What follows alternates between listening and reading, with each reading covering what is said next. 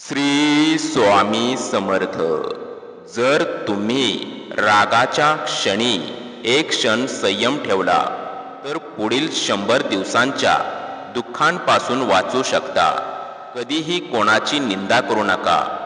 दोष इतरांमध्ये आहेत तसेच ते तुमच्यातही आहेत आणि जीभ इतरांकडेही आहे.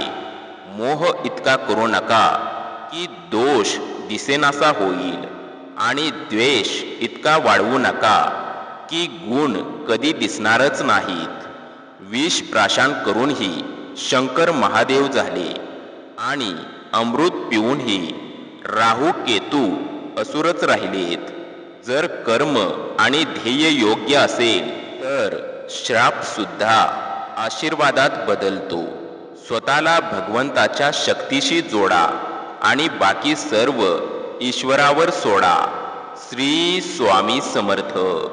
जय जय स्वामी समर्थ.